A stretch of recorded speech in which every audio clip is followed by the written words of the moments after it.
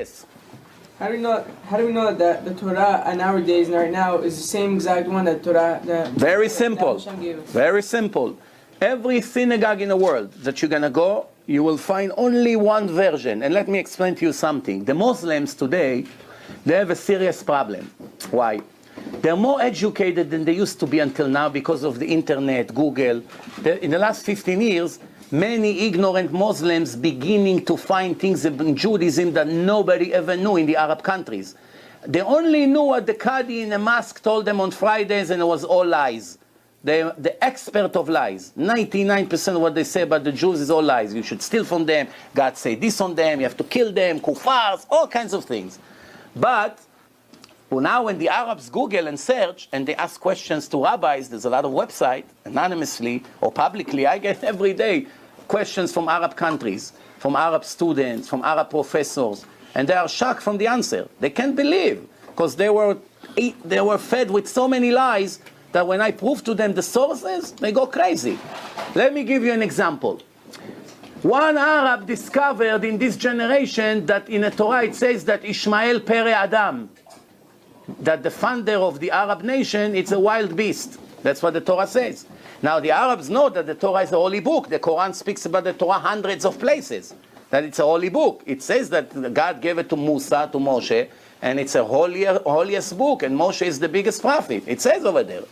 So now in the Torah it says that Ishmael Pere Adam, Ismail, it's their father. So they read about it.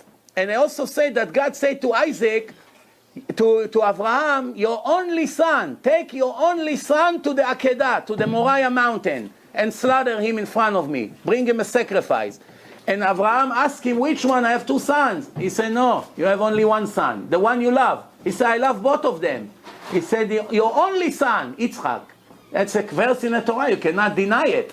So Hashem said to Abraham, I don't care about Ishmael. Your son is Yitzchak, beYitzchak yikare lecha zera. The holy nation comes from Yitzchak, not from Ishmael. So when they come to their teachers in the Arab countries and they say, look, how we say that Muhammad, Quran, we holy, and God left the Jews, it says clearly over here that the Jews are the only one. They came from Yitzchak, we didn't come from Yitzchak. So guess what they say? The Jews lied, they changed the Torah. It used to be Ishmael. God said to them, take Ishmael, and they changed Ishmael and they made it Yitzchak. This answer, not only is stupid, is the most foolish thing you can think about. Why? You search in the entire world in the last 3,330 years, you only find one version of the Torah. Nowhere in the history was reported that there's a different the Torah than the one we have. No Jew ever had to check when he goes from one country to another, maybe it's a different Torah, like they have. They have many differences. We have one version all over the world, from the Torah, from the beginning to the end. If there was another version somewhere in the world, that it say, take Ishmael and bring him a sacrifice to me, and now there is another version with Yitzchak, now we had to go back in history and investigate which version was first in history, in a chronological order, which is not an easy thing to do sometimes. But since it was never ever reported anywhere in the world that there's another version like this, if the Jews changed the Torah somewhere in the world when there was no telephone, no communication, no internet, no emails, no way to know. So if the Jews of Russia decided to change the Torah and put Yitzchak instead of Ishmael, the Jews in Syria would never know about it. They would continue to write in their book the same way it was. And the Jews in a different... So one day they all gathered in Israel and they brought their ancient Torah from hundreds of years ago, and they opened the Torah and they're all one version. Nobody ever saw a version with Ishmael. So this is a very stupid answer. But every normal Arab would answer right away, what are you selling me this nonsense? Can you prove one Torah in the world that says Ishmael? Ever? There's any indication? Never. But that's how they feed them. But we should not be foolish like this. We have the Torah and we have the truth.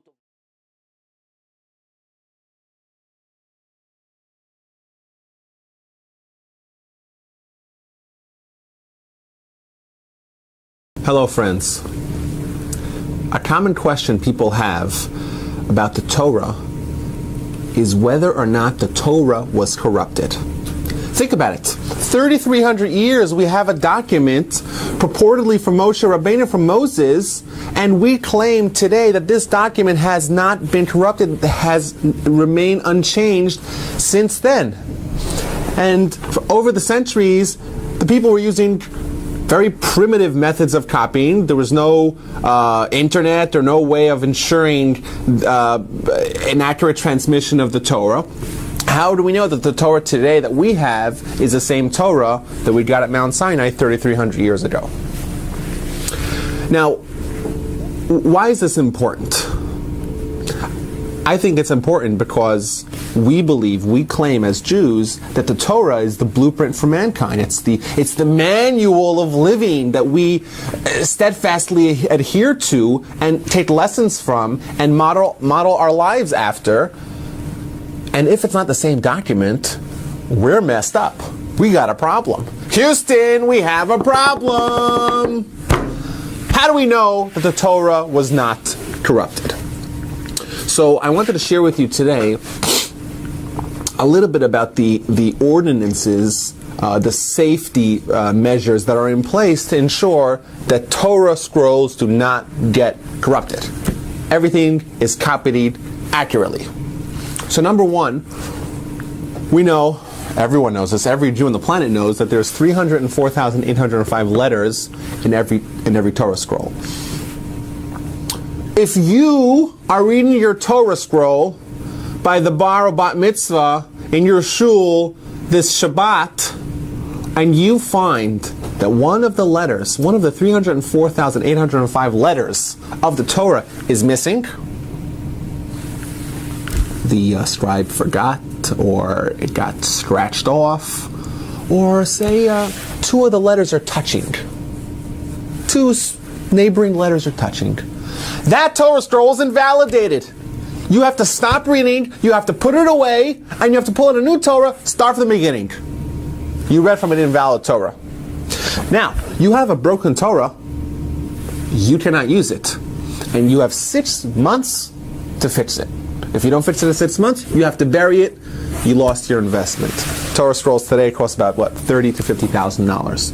So you make sure you fix them.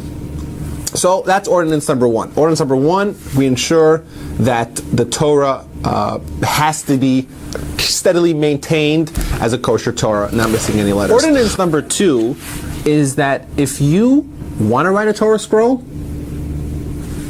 you have to take an existing Torah scroll and copy from that scroll. You can't just open up a Chumash or go online or from memory to write a new Torah scroll. You have to write it from an existing one. So every scroll that we have was copied from an existing scroll. So we have a lot of measures in place to ensure that we transmit our scrolls to our children, to the next generation, in an accurate manner without any mistakes. But were we successful? Lots and lots of generations of turmoil, of exile, of expulsion, of prohibition against Torah study. Maybe we indeed messed up. Maybe there was a time where the Torah scrolls that we have today were modified, were abridged, were embellished, were expanded upon. Who knows? So there's a interesting case study that we could take from the Yemenite Jews. Now, the Jews went to Yemen, which is all the way in the bottom of the Arabian desert, Saudi Arabia, or actually for you, Saudi Arabia, all the way to the bottom, thin sliver, Yemen, Taiman. The Jews went there between the first and second temple period. So think of it as 2,400 years ago. And they were there totally isolated from the rest of the Jewish people for 2,400 years. And then in the 1950s and 60s, they were all airlifted to Israel, and they came to Israel with their families, and with their tefillin, and with their Torah scrolls. And then someone said, hey, they were living in isolation for 2,400 years. They have their Torah scrolls. We were separate from them 2,400 years. Let's compare and see if there are any discrepancies. So they found, indeed, nine discrepancies. 9 places there were differences between our Torah scrolls and the Yemenite Torah scrolls. not so much. You would think 9 out of 304,805. My mathematics isn't that sharp, but it's a very, very small percentage. Even less than 10%. Even less than 5%. Very, very small percentage. But 9 is still significant, you would think. It's still a lot. If you're missing one letter in the Torah, or one letter is touching the other letter, like we said, or chipped, or fractured, or injured, it's a incomplete Torah. So let's examine these 9 letters. It's interesting that none of these 9 letters where there's a difference between the Yemenite Torah and our Torah were actually letters that change the meaning of the word. Now what does that mean? How do you have a different letter and have the same meaning? What it means is that in the Hebrew language, we have no vowels. We haven't said those nikudot on the bottom and top and around the letters. But that's an incorrect statement because we actually do have vowels. It's just sometimes we use vowels and sometimes we use the invisible nikudot. So like the Hebrew word yavo, will come, can be spelled either with a yud, a bet, and an aleph, or with a yud, a bet, a vav, and an aleph. The difference between the two words is that in one place, the vowel is actually in place, is a letter, and in another places the vowel is invisible. All 9 discrepancies that our Torah scrolls, ours, or mainstream Judaism's Torah scrolls had with the Yemenite scrolls were all in areas of vowels alone. Chaserot v'yiserot. Vowels. In some places, we had the vowel written out in the form of letter. They didn't. And some places, they had the vowel written out in the form of letter, and we didn't. But there was no differences even in words. Hence, we could see a great case study where the transmission of the Torah was done in an impeccable fashion, with absolutely no mistakes, or perhaps an infinitesimal amount of small minor discrepancies, and we can safely rest assured that the Torah that we have and the Torah that we're reading today is the same Torah that Jews across the world, across the centuries and the millennia have been reading, and the same Torah that the Jews got by Mount Sinai.